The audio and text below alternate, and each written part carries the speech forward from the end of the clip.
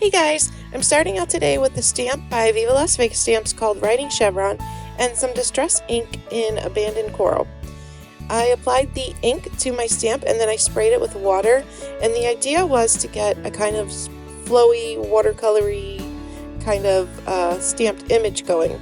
The problem was that I guess my stamp pad was like really juicy and this color is really intense, and it just turned into kind of a blob.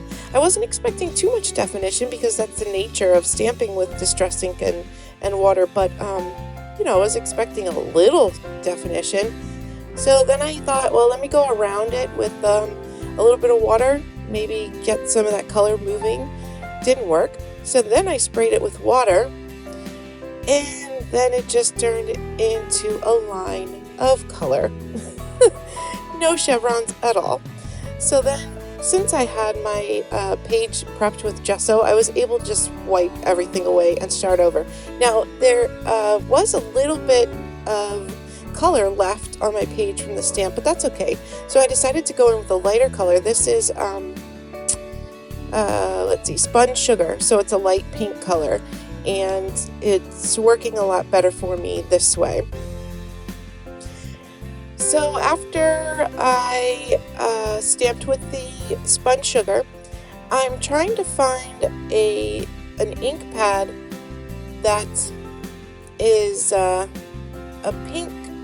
darker pink than the Spun Sugar, but not too dark. I'm trying to kind of get a little definition with this stamping, and but I still kind of want to be able to see some of the distress ink underneath. So I went with a Studio Calico Color Theory ink called Blush Crush, and I'm just stamping right on top of where I stamped with the distress ink.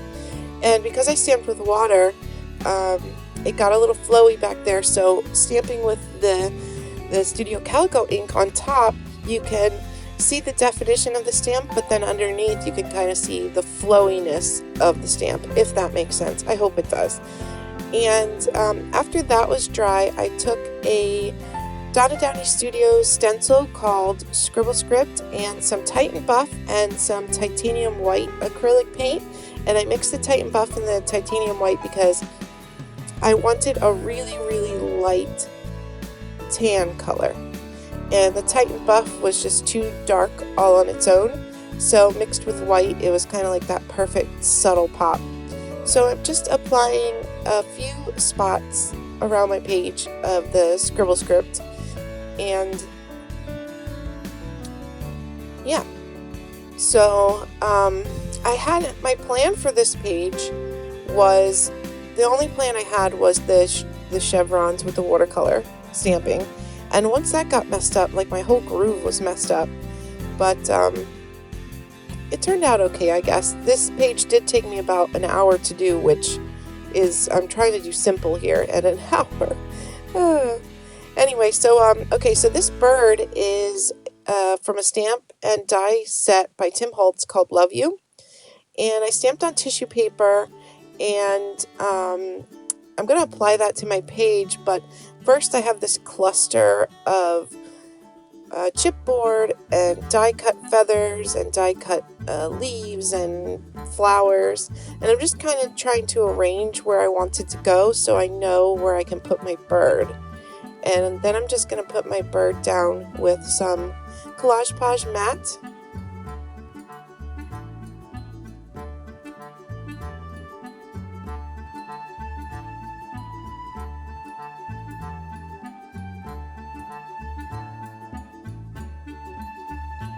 So now I'm going to apply that cluster of embellishments there.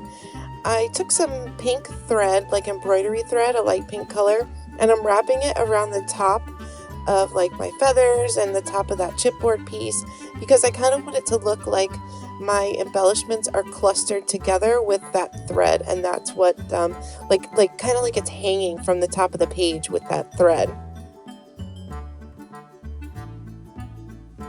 And I'm just trying to get it exactly right so that when I do apply it, you can still see my bird, or apply the glue, you can still see the, or not the glue, my embellishments, so that you can still see the bird underneath.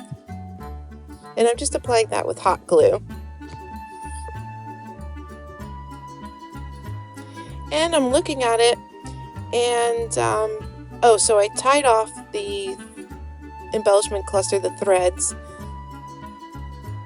all together. I tied the threads all together, and I'm looking at it, and I didn't like where the bird was, so I ripped it up.